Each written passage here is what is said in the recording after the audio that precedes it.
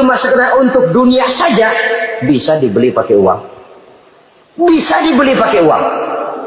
Saudara ingin selamat, bisa dibeli pakai uang. Saudara ingin senang, bisa dibeli dengan uang. Tapi setelah mati, masuk ke alam barzakh, habis kekuasaan uang.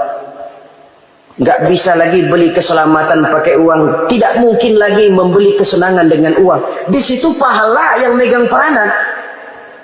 Makin banyak pahala, makin banyak saham untuk membeli kesenangan dan keselamatan, untuk memperoleh yang namanya bahagia. Dan jangan lupa loh, di alam barzakh kita nggak sebentar, menunggu datangnya kiamat. Loh iya, kalau kita begitu dikuburin terus kiamat datang, untung. Tapi kalau masih harus 1000, 2000, puluhan ribu tahun yang akan datang, dalam satu penantian yang begitu lama, tanpa saham untuk memperoleh kebahagiaan, satu kemalangan yang tidak ada pernah putus-putusnya. Janganlah tergelincir oleh kebahagiaan sebentar yang menipu dengan mengorbankan kebahagiaan hakiki yang berjangka panjang. Apa artinya senyum sejenak kalau harus ditebus dengan tangis seumur hidup? Biarlah kita minum jamu, pahit memang, getir memang, tapi kan besok badan sehat. Daripada sekarang minum sirup, manis memang, enak memang, tapi bibir pada jontor besok. Sirawan, batuk, nggak karu-karuan.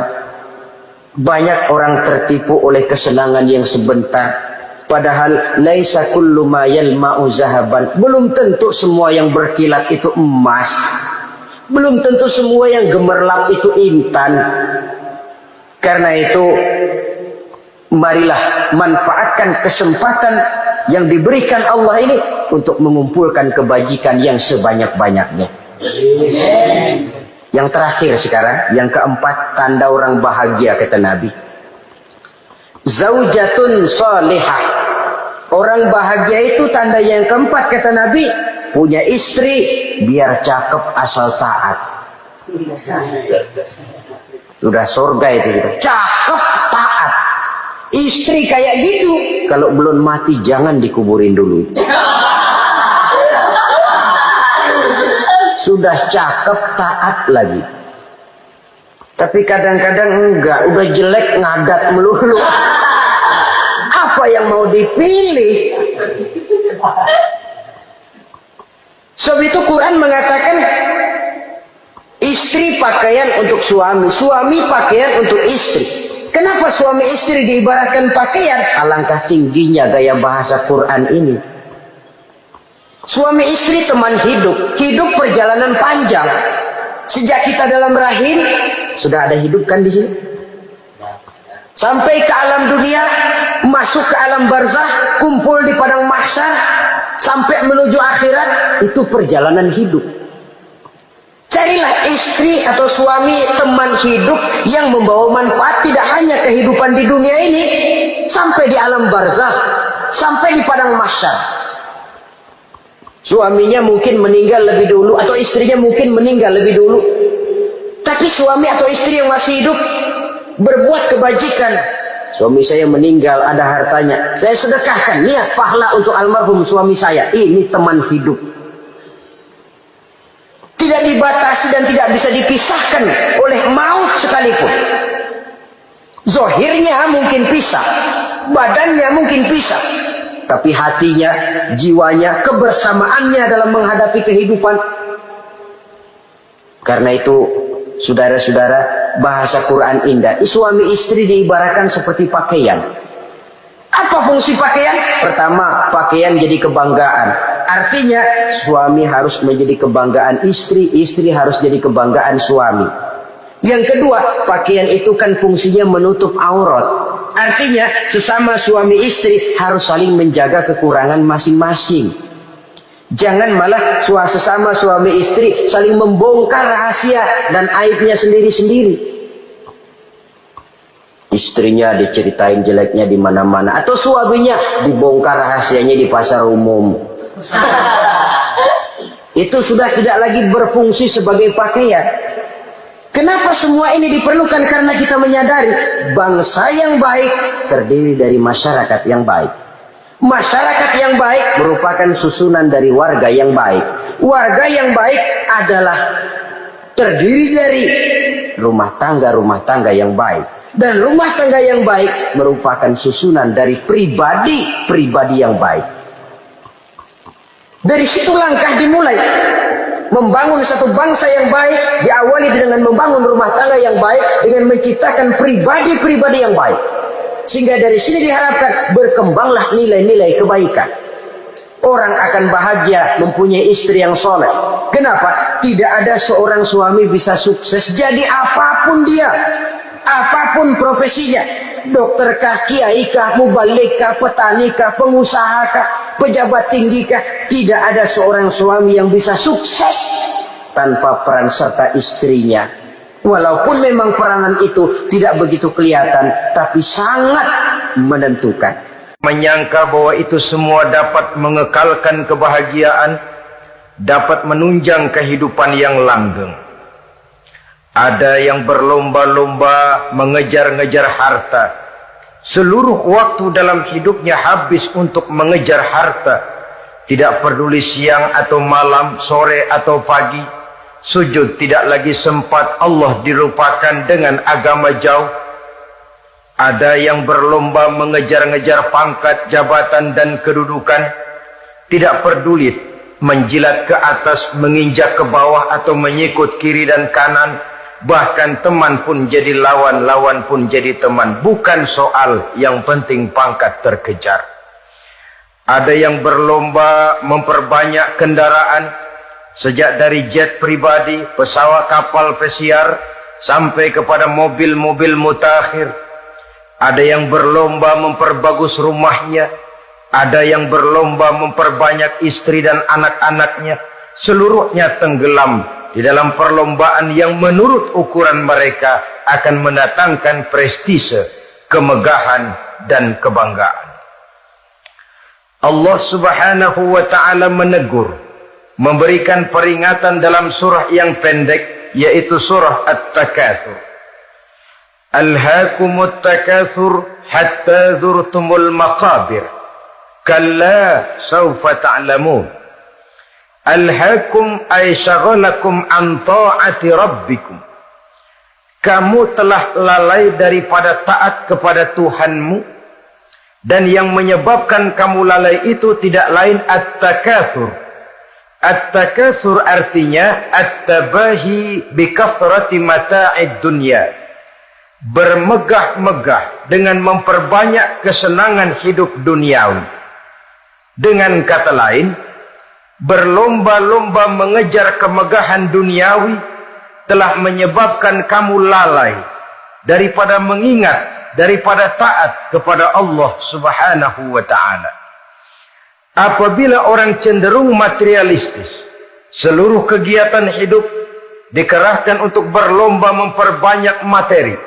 Apa namanya harta benda, apa namanya rumah, apa namanya pangkat dan jabatan. Maka dikala itu seseorang akan sangat mudah lalai daripada taat kepada Allah subhanahu wa ta'ala. Hilanglah kesadaran bahwa sesungguhnya apapun yang kita miliki dalam kehidupan dunia ini tidak lain hanya barang titipan sementara. Kita cari, kita kejar, tapi setelah kita dapatkan, jangan dia dijadikan tujuan.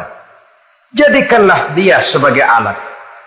Apabila harta benda duniawi sudah dijadikan sebagai tujuan daripada kehidupan, maka sesungguhnya kita sudah terseret dalam satu siklus, satu lingkaran setan yang tidak akan pernah berujung. Sebab manusia dalam berhadapan dengan materi duniawi tidak akan pernah mengenal kata cukup, tidak akan pernah mengenal kata puas, dan tidak akan pernah bertemu dengan titik. Selalu koma, selalu kurang, selalu tidak ada. Saudara-saudara kaum muslimin rahimakumullah. Oleh sebab itu agama memberikan kesadaran. Seluruh yang kita miliki, yang dititipi oleh Allah dalam kehidupan ini berupa materi keduniaan, hakikatnya adalah alat dan bukan sebagai tujuan. Apabila alat sudah kita jadikan tujuan, kita akan terjebak ke dalam satu perlombaan yang justru akan mencelakakan kita sendiri. Inilah yang saya maksud dengan sirkuit celaka. Perlombaan yang hanya membuat kita jerih, payah, keringat bercucuran, tenaga terkuras, tapi tidak akan pernah sampai ke garis finish. Karena memang tidak ada garis finishnya. Betapapun jauhnya satu perlombaan, dia mesti punya garis finish.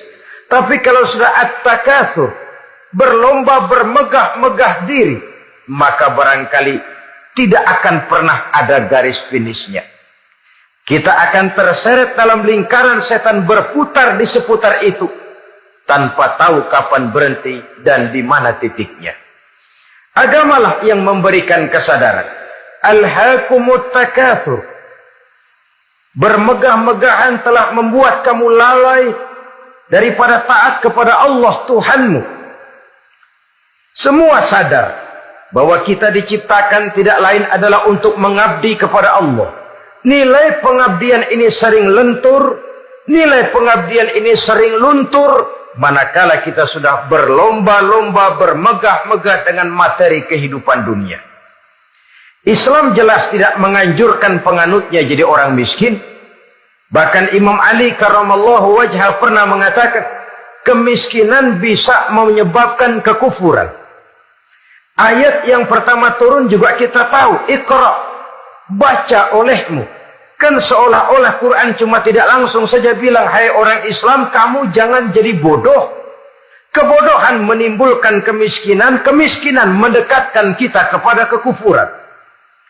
Jadi miskin sama kufur tetangga. Artinya dalam kondisi miskin,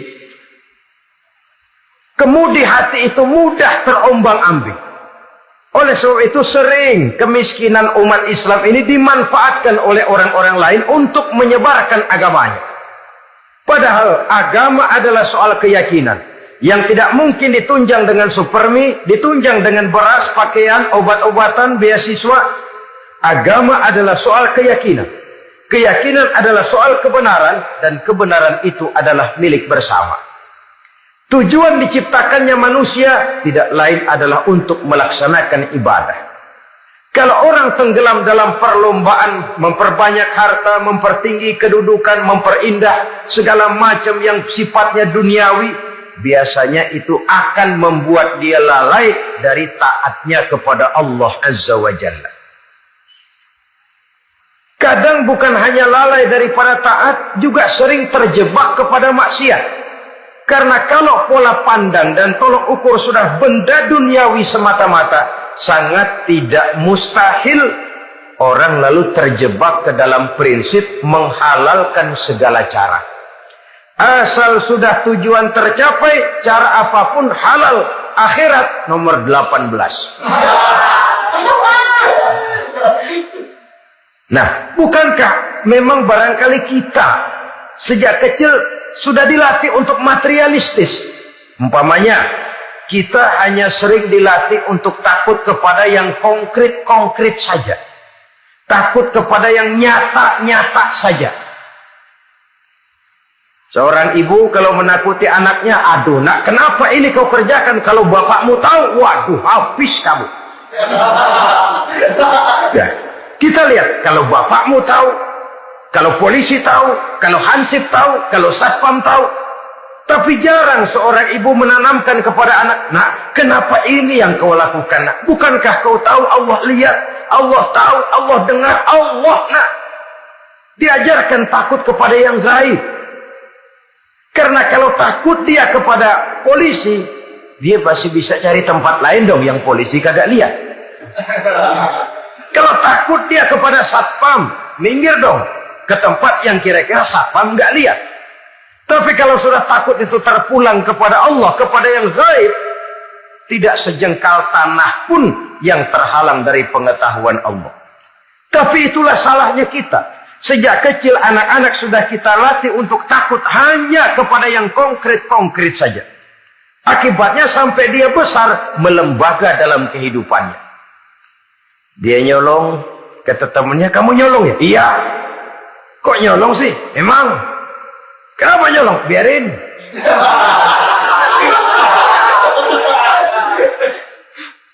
Kamu kan tahu Allah lihat, tahu. Kenapa nyolong juga? Biarin. Asal orang jangan lihat. Kalau Allah mah lihat, dia kagak ribut. Allah nggak ribut katanya.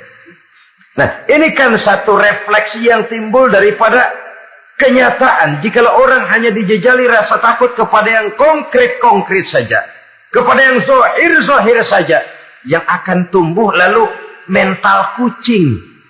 Sopan, tenang, kalem, ayem, nggelenggem. Kalau ada orang, sedikit orang meleng, kucing kelihatan watak aslinya. Saudara-saudara kaum muslimin rahimakumullah.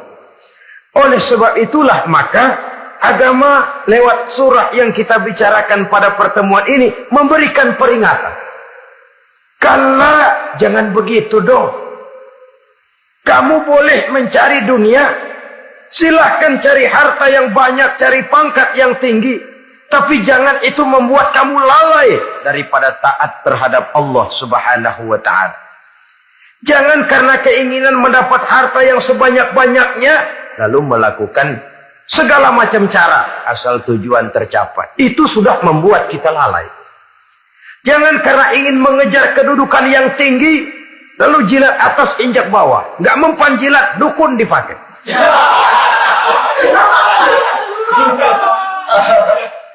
Itu kan sudah membuat kita lalai. Nanti kalau berhasil, wah dukun kita paten. Tapi kalau gagal, dukun sialan gagal mampu.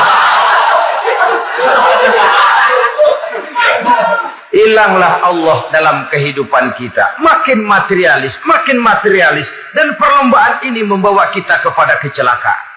Kala sekali-kali jangan begitu. Nyatanya kan ada orang nyari duit, setelah duitnya banyak dibudakin oleh duit. Dia sendiri tidak bisa merasakan kesenangan daripada duitnya, konon lagi orang lain. Mau ke pasar ngitung 16 kali. Naik bajai 1000. 1000 itu kalau ratusan semua 1000 lembar. Hitung-hitung, mendingan jalan kaki. Jalan kaki, tengah hari bolong, panas, kan dibudakkan oleh uang.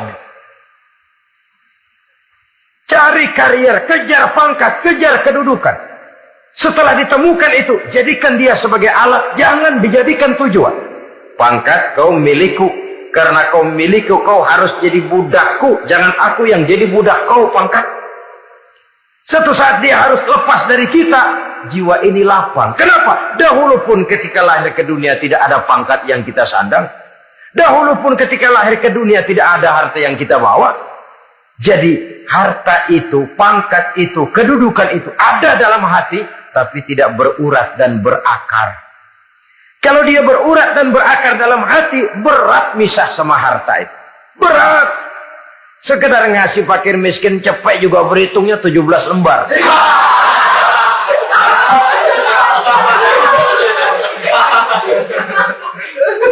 Dengar di kantornya mau ada mutasi, pindah dia dari tempat basah ke tempat kering, baru berita burung udah meriang duluan.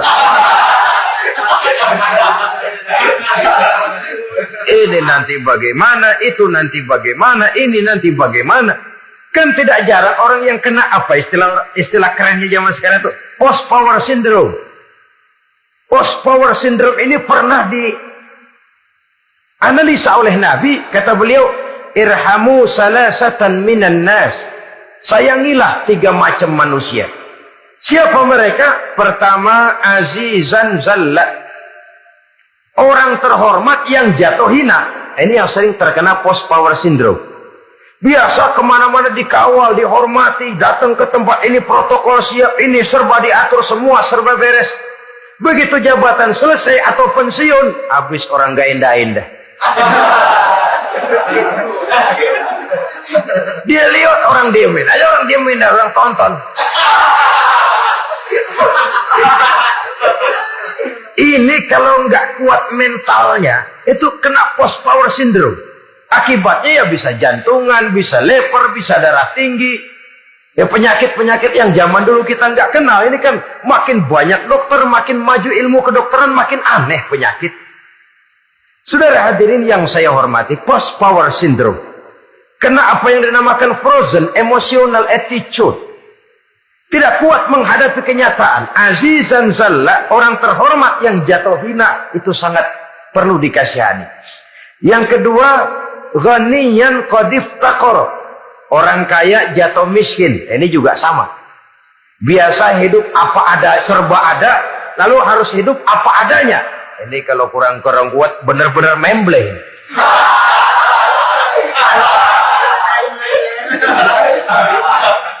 Kalau tidak kuat mentalnya, biasa hidup serba enak, serba nikmat, cuma kerjanya neken cek, main apa itu kredit card, macam-macam fasilitas dipunyai. Tahu-tahu jatuh bangkrut, jatuh miskin.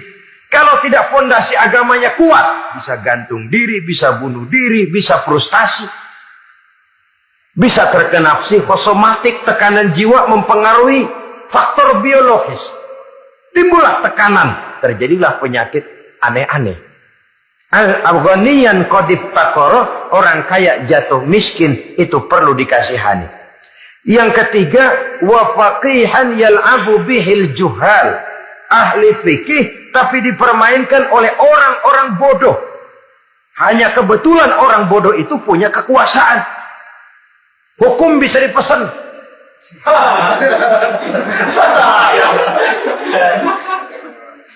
Aturannya haram, Ustaz, ada haram dikit aja dah.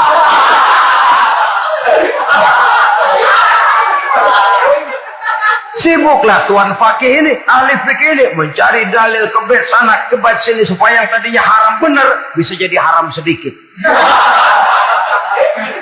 Padahal yang minta ini orang bodoh, tidak ngerti agama. Cuma karena punya kekuasaan dipermainkan oleh orang yang fakih. Orang yang fakih ini dipermainkan. Kasihan orang yang seperti itu. Wa faqihan yal'abu bihil juhal. Ahli fikih tapi dipermainkan oleh orang-orang bodoh. Akibatnya karismanya hilang, wibawanya lenyap. Dia menyangka bahwa dengan mengharam-haram sedikit-sedikit itu dia bisa mendapat keuntungan yang berganda-ganda. Padahal akibatnya itu hanya akan membawa kecelakaan saja. Allah peringatkan benar, kala sekali-kali jangan begitu. Cari uang yang banyak silahkan. Ngejar kedudukan yang bagus boleh. Bikin rumah yang hebat silahkan. Ada kendaraan bagus silahkan. Tapi jangan sampai kamu terjebak kepada sirkuit celakai. Perlombaan yang tidak ada garis finishnya. Sering dicontohkan orang menghayal, melamun. Kamu kenapa nggak mau ibadah? Bagaimana mau sembahyang, saya di Jakarta mesti ngontrak.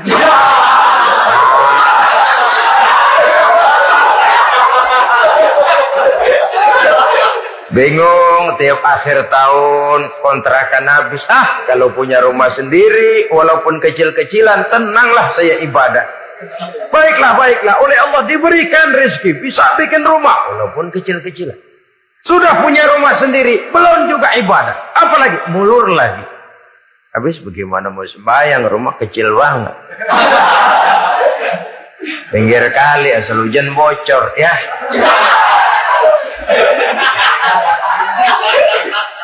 Kalau bisa punya rumah permanen, rajin dah ibadah dah. Iyalah, diberikan rezeki, bisa bikin rumah besar. Kamarnya banyak, halamannya luas. Kendaraan belum ada. Perabotan belum lengkap. Sudah ada kendaraan, belum kayak orang-orang. Sudah kayak orang-orang, masih sama dong, kudu di atas. Kapanlah selesainya? Kala, sekali-kali jangan begitu. Jangan kamu mengumpulkan harta bermegah-megah membuat kamu lalai dari taat kepada Tuhan. Engkau tinggalkan rukuk dan sujud, engkau jauh dari masjid, engkau kering dari kehidupan beragama. Sebab itulah maka pembangunan fisik material tidak bisa dipisahkan dengan pembangunan mental spiritual. Tidak hanya cuma dalam teori, tapi juga harus dalam praktek. Selalu pembangunan yang hanya mengarah kepada fisik material jauh dan kering dari agama hanya akan melahirkan manusia-manusia materialistis yang terjebak di dalam sirkuit celaka perlombaan yang tidak pernah mengenal garis finish. Sebab itu agama mengajarkan, orang kaya itu siapa sih? Yang banyak duit? Belum tentu. Yang kebunnya di mana-mana ngebelatak? Belum tentu. Yang pabriknya selebar-lebar? Belum tentu. Yang punya segala macam peternakan, dari peternakan gajah sampai peternakan kutu.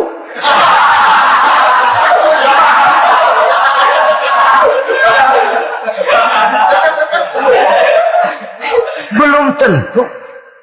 Agama memberikan tuntunan yang sangat luhur. Orang kaya itu adalah orang yang hidupnya cukup. Orang miskin itu orang yang selalu merasa kurang. Bagaimanapun banyak duit saudara miliki, kalau masih merasa kurang, masih miskin saudara. Saya punya uang 1.000 rupiah. Anda punya uang 1 juta rupiah. Mungkin saya lebih kaya dengan uang yang 1.000 ketimbang Anda 1 juta. Kenapa? Dalam tangan saya uang 1.000 besar artinya sesuai dengan kebutuhan saya. Tapi di tangan Anda uang 1 juta, kebutuhan Anda lebih besar daripada itu lagi. Maka agama mengajarkan sifat qanaah, merasa cukup, dan itulah sumber kekayaan yang hakiki. Orang kaya adalah orang yang hidupnya cukup.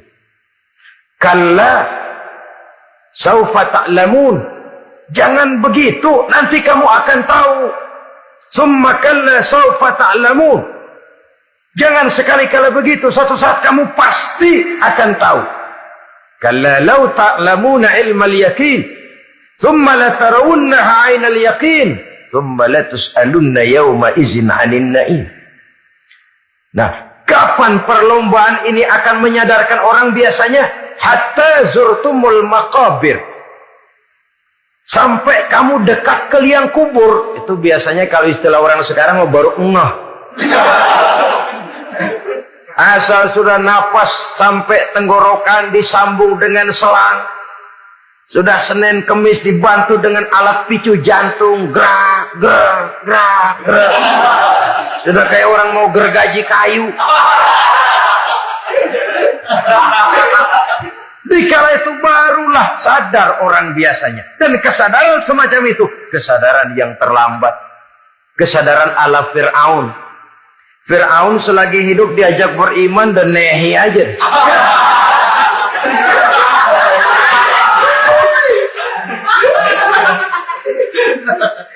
Tapi ketika dia tenggelam di Lautan Merah bersama seluruh tentaranya, dikala napas hampir terputus, keluar ucapannya, amantu bi Rabbi Musa wa Harun. Aduh, kalau begini mah saya juga percaya kepada Tuhannya Musa dan Harun. Saya beriman kepada Allah. Lagi timbul tenggelam mau sekarat baru beriman. Hatta zurtumul maqabir. Kamu telah lalai dari sebab bermegah-megah sampai kamu masuk ke liang kubur, dekat ke liang kubur. Kalimat zurtum di sini menjelaskan bahwa kubur itu tidak selamanya. Zurtum itu dari kalimat zaro ya zuru, berziarah. Orang berziarah kan sebentar. Ke kubur itu sama dengan berziarah kita di situ. Sebentar, tidak akan selamanya, tidak akan kekal dalam kubur. Bahwa kubur itu cuma satu halte dari sekian halte yang harus kita jalani.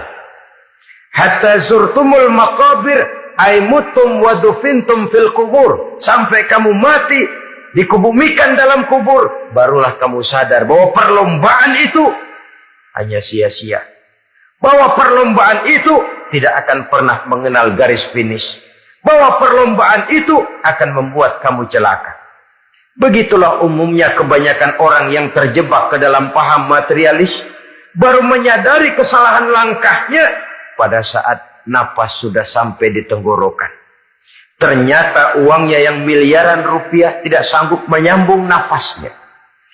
Ternyata kendaraan yang serba mewah berkilat tidak sanggup meneruskan kehidupannya. Ternyata pangkat jabatannya yang tinggi yang membuat dia menyebabkan temannya jadi lawan, lawannya jadi teman. Tidak akan sanggup menghentikan sang malaikat maut. Kalau keadaan sudah begitu, baru sadarlah kita terlambat. Karena saat seperti itu akan dihadapi oleh setiap orang. Kalah, jangan begitu. Sadarlah kamu bahwa kalau sudah dekat ke liang kubur kamu baru insaf, itu terlambat. Sebelum nafas sampai di tenggorokan, pintu tobat masih selalu terbuka. Tapi manakala nafas sudah sampai di tenggorokan, tertutuplah pintu tobat untuk orang yang bersangkutan. Oleh sebab itu, perlombaan dengan bermegah-megah terhadap materi duniawi, tolok ukur dan pandangan hidup yang terbatas kepada wujud benda semata-mata, memang sering menyebabkan orang lalai, sering menyebabkan orang lupa diri, tidak sadar tentang hakikat yang terpenting dari kehidupan ini, yaitu tentang dari mana dia datang, di mana dia sekarang, dan kemana dia akan pulang. Sungguh, ilmu pengetahuan tidak akan pernah mampu menjawab persoalan ini.